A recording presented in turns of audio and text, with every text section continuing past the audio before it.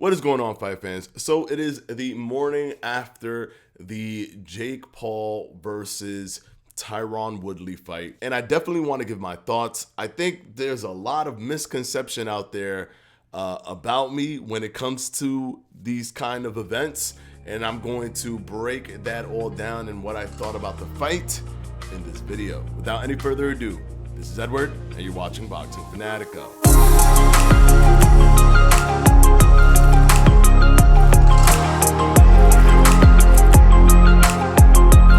First, I want to say that the fight was pretty entertaining.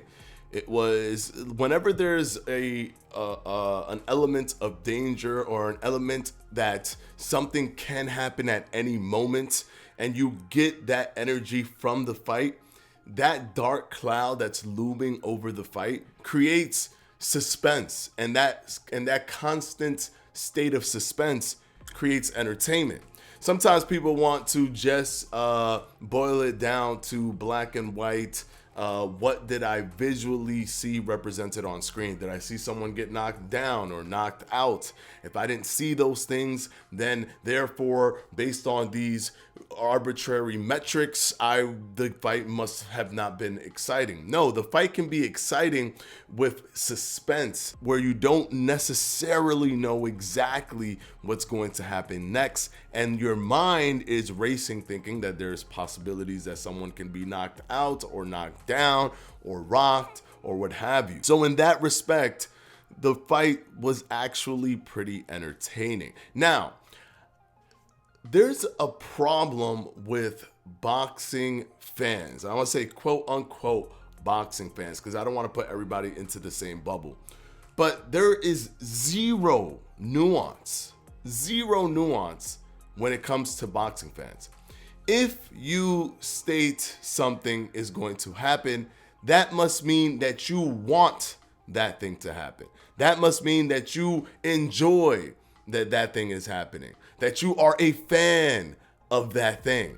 When in reality, something like me stating that Jake Paul was going to win versus Tyron Woodley came from literally analyzing Jake Paul's fights with Nate Robinson, with Ben Askren. You can see my breakdown of the fight with Ben Askren on this channel, where I literally break down how Jake Paul set up the knockout shot. It's not because I like Jake Paul and I'm a fan of Jake Paul. I'm simply analyzing the fight, and I am giving my reasoning for why I thought Jake Paul used intelligent setups, and also why I thought he was going to win the Tyron Woodley fight. And he did exactly what I thought he would do, but was also exposed in a lot of factors versus Tyron Woodley. For one, his cardio is absolutely horrible. The man was tired within 3 rounds, 4 rounds, but it also showed his will to win. Even though he was tired, he didn't give in to that fatigue to allow Tyron Woodley to take over the fight. He basically controlled the entire fight, minus the round 4, where Tyron Woodley caught him clean and nearly dropped him. Technically dropped him, but it wasn't caught by the referee, or it wasn't called by the referee. And guys, this is like the most annoying argument I've ever seen. The fact that the judges should have done it over the referee's discretion. No, all of those things, DQs, stoppages, knockdowns, are all on the discretion of the referee. You know how many fights someone would get punched and they would fall and the referee would be like, no, it's a slip. And a judge can't say, nah, you think it's a slip, I think it's a knockdown. It just doesn't work like that. I'm sorry. I think the Montana Love fight had a very similar scenario to that. Montana Love hit the ropes in a way where he should have fallen to the floor, but the referee also in that fight did not call that a knockdown. Yes, the rules indicate that if the ropes keep you up, it can be ruled a knockdown, but that's the key word. It can be ruled, because all of that stuff is at the discretion of the referee. So let's just get that out of the way. But I did give Tyron Woodley round 4, which is, I believe, the round where He knocked him where he rocked him, and I gave him round 6. Now, a lot of people are saying, "Oh, the fight was fixed." I think the fight was fixed is the most hilarious weapon to discredit someone. You hate a person so much, and it is just so infuriating that that person isn't just getting punched in his face and getting knocked out and just losing, that you pull out the best weapon you can, the best argument tool that you can, and that argument tool is the fight is just simply fixed. And listen, I've never seen a boxer ever be punch shy in my entire life. I've never seen a person ever lose in my entire life. I've never seen a person just get punched in the face and dropped in my entire life.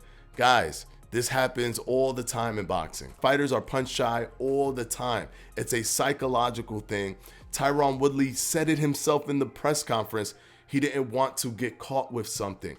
And I truly believe that Tyron was more concerned with all of the pictures of him being knocked out by Jake Paul than he was with actually trying to fully win the fight. I think he wanted to catch Jake Paul, and that never happened. Therefore, he lost the fight. But he was so worried about being knocked out by Jake Paul that he just decided not to engage when he should have. He was pressuring Jake Paul. When he came out at the opening bell, he did a test punch. And that test punch was simply to see how much calm does Jake Paul have, how much reaction does he have, and how nervous is he going to be after this punch? Am I going to instill nervousness into Jake Paul? And when he didn't do that, he knew, okay, I'm in here with somebody that can counter me, that can do something if I go too crazy. And when he attempted to engage, Jake Paul has this crazy looping right hook that he constantly throws. If he sees you bum rush, he will throw that looping right hook that dips his head low and throws a punch. So his head is not even so his head is not in the center line, and it's off target and so awkward that it's kind of hard to hit. And you have to deal with that looping hook when coming in. Jake Paul continued to do good things like his L stepping, his check punches, his feints, his jabs to the body, jabs to the head. Bro, the thing that was crazy was his combinations. He would do up-down combinations that were precise. Body, head, and land all 4 punches. So he was giving Tyron Woodley the work, and in this fight, he was working off the back foot. He was the one being pushed back, and he was still finding ways to create his offense while Tyron Woodley was just punch shy. Doesn't mean the fight was fixed. It just means that he was psychologically not there to want to throw the punches for whatever reason. His fight history, Jake Paul's power, whatever it is, Tyron did not want to throw punches. And that's just a fact. Anyone who thinks that Tyron won that fight, you really need to just sit down, take a breather, and look at the fight without bias, because that is the only reason that I can correctly analyze fights like Jake Paul and Ben Askren, because I don't look at it with any hate or any bias. I simply look at what is happening. Both fighters to me become clean slates. I carry no emotional attachment to any fighter when I'm analyzing, and because I can remove my emotions from a fight, I can literally see who is winning or losing just strictly off of who is winning and who is losing. And I'm sorry for people who wanted to see Jake get his face punched in. He won and Tyron lost. And it doesn't make me a fan of Jake Paul. It just makes me an unbiased analyst of the sport. That's it. Now, he gets tired very quickly. When he's tired, Jake Paul's technical abilities start to deteriorate. They start to deteriorate. His footing, his footwork, the way he's moving, his punches, they start to become way more sloppy. And he needs to figure out a way to keep his cardio up. He needs to figure out a way to keep his conditioning up, because if not, someone is going to beat him. And it could even be an MMA fighter, depending. Right now, Tyron probably put that to sleep, but it can happen. And finally, if Jake Paul was to fight Tommy Fury, at this juncture, Jake Paul would lose that fight. Jake Paul is not, I repeat, not ready for an actual boxer with an amateur career. People want to push Jake Paul into the lion's den simply because they hate him. It's the Mayweather effect. I was almost surprised that people weren't calling for Mayweather to fight Vladimir Klitschko at certain points of his career because they just want to see him lose. And Jake Paul is carrying the torch of the guy that you just want to see lose. But he doesn't have an amateur career. He needs to essentially do a makeshift amateur career with a bunch of MMA fighters. Now, I don't think he can get a MMA fighter who's fighting right now in the UFC because I don't think Dana White would even allow that. So what would be the next best thing after Tyron Woodley? I can't really tell you. I think maybe Anderson Silva, because Anderson Silva proved that he can get in there with an actual pro boxer, albeit someone who's incredibly undisciplined like Chavez Jr., but still go in there and figure out a way to win. So maybe there can be an Anderson Silva versus Jake Paul fight, and he doesn't have to go all the way to the point where he's fighting an actual boxer, because he will lose at this juncture. It's unfortunate for him. He started boxing late and he doesn't have an amateur career, but people want to throw him in with elite fighters or even fighters, boxers who come from a decorated amateur career and have sound boxing technical skills. I have to rewatch the fight to fully analyze exactly what happened.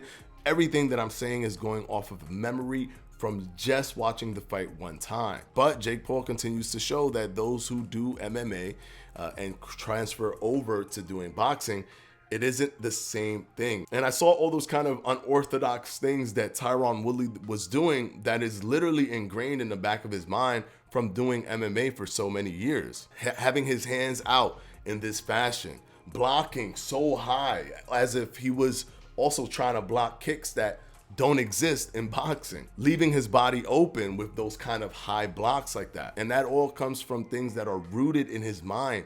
When pressure is on, he's going to revert to those kind of technical assets that he built over time for MMA that work well in that sport, but just doesn't transfer over well at all to boxing.